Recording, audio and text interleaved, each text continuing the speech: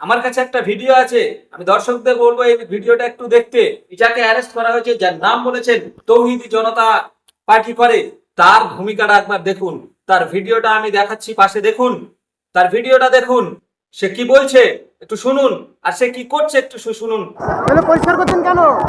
হ্যাঁ, এত সংখ্যার লোক আমরা অনেক দিন পরে এই আন্দোলন দেখতে পেয়েছি। এই এত গরমে জল খাচ্ছে, জুস খাচ্ছে, সেইগুলো পড়ে আছে, এগুলো আমাদেরই পরিষ্কার করা দেওয়ার দায়িত্ব আমাদের।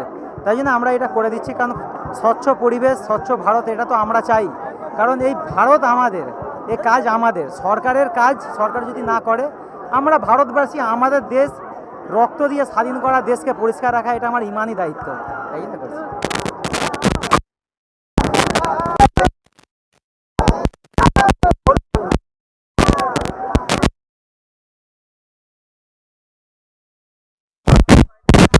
যারা সাংবাদিকদের উপরে অ্যাটাক করেছে, তাদেরকে বেছে বেছে দেখে দেখে, ভিডিও থেকে দেখে দেখে তাদেরকে অ্যারেস্ট না করে একজন নিরীহ ছেলেদেরও অ্যারেস্ট করে নিচ্ছেন আপনারা।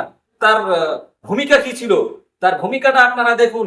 সে দেশের জন্য, আচ্ছা আপনারা জানেন বিভিন্ন জায়গায় আমরা দেখেছি বিভিন্ন প্রোটেস্ট হয়, বিভিন্ন অনেক কিছু হয়, সেখানে কত মানুষ সমাজের জন্য ভাবে, সেখানে কত মানুষ দেশের জন্য ভাবে, সেখানে কত মানুষ এই পরিবেশের জন্য ভাবে।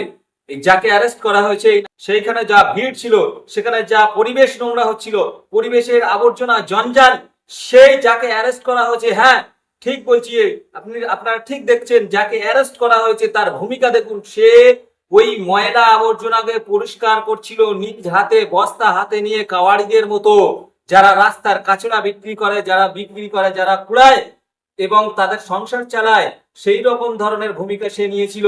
সে ওই যে এলাকা ধর্মতলার চত্বর, সেই ডরিনা ক্রসিং এর যে চত্বর, সেখানে যে আবর্জনা ময়লা সে পরিষ্কার করছিল।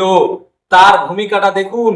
সে কোনো পুলিশকে আঘাত করতে যায়নি, সে কোনো সাংবাদিকদেরকে মারতে যায়নি, কিন্তু যারা করেছে তাদেরকে আপনারা দেখেন না। তার মধ্যে হিন্দু হতে পারে, মুসলিম হতে পারে, যদি কেউ করে থাকে আপনারা তাদেরকে কেন সাংবাদিকদের উপরে টর্চার করবে, সাংবাদিকদের নিগ্রহ কেন করবে? তাদেরকে অ্যারেস্ট করুন, শাস্তি হবে। তাহলে তা বলে তাদেরকে গুন্ডা দমন, তারা কি গুন্ডাগিরি করতে গিয়েছে? তারা আন্দোলন করছিল, ছাত্রছাত্রীরা আন্দোলন করছিল, এবার আন্দোলনের ফলে যদি পুলিশ কোনো রকমের অ্যাকশন নিতে চায়, কোনো বোঝাপড়ার ভুল হতেই পারে, অ্যাকশন রিঅ্যাকশন হতেই পারে, বিভিন্ন জায়গায় হচ্ছে। আপনি বিহারীদেরকে কি বলবেন? এখানে এটাই বলছেন, বিহারের অবস্থাটা কি হয়েছে? বিহারে সমস্ত সম্পত্তি ভাঙচুর, সবকিছু নিয়ে লুট, পুলিশের বর্দি খুলে তাদের নিজেরা গায়ে পড়ে আছে, পুলিশের ডান্ডা ছিনিয়ে নেওয়া হয়েছে, বিভিন্ন রকমের যে অ্যাকশন গুলো, রিয়াকশন গুলো হয়েছে, সেখানে কই আপনার মতন বেছে বেছে কোনো সম্প্রদায়কে তো বলছে না। আপনি বারবার একটা সম্প্রদায়কে টার্গেট করে কথা বলছেন কেন? আপনি তো বাংলার মুখ্যমন্ত্রী, আপনি তো সবার মুখ্যমন্ত্রী।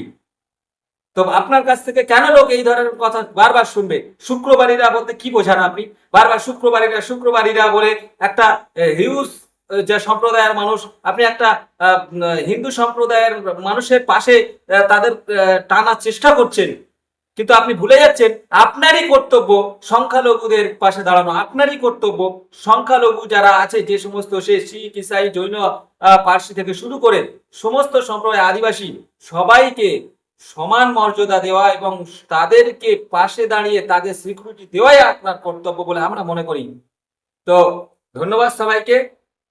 এইটা শুধুমাত্র একজন নিরীহ ছেলে, যার ভূমিকা আমি নিজে সেখানে সাংবাদিক হিসেবে ছিলাম, আমি দেখেছিলাম, আমি সেই জন্য করে দেখেছি, সেটা তুলে ধরছি। যদি পরবর্তীতে বা আগে এই ছেলেটি এই সাংবাদিক পেটানোর কোনো ভিডিওর মধ্যে থেকে থাকে বা কোনো জায়গায় যদি থেকে থাকে, যদি সে জড়িত থেকে থাকে, তাহলে তাকে অ্যারেস্ট করা যদি হয়ে থাকে, তাহলে এই বিষয়ে আমার এই বক্তব্য নয়, তাহলে তার শাস্তি হোক। কিন্তু যদি না হয়ে থাকে, আর তার ভূমিকা যদি আমি যেটা দেখিয়েছি, তার যদি এই ভালো ভূমিকা থেকে থাকে, সে যেন কোনো রকম ভাবে পুলিশের এই গেঁড়াকলে পড়ে তার যেন জেলের মধ্যে পৌঁছতে না হয়। ধন্যবাদ সবাইকে।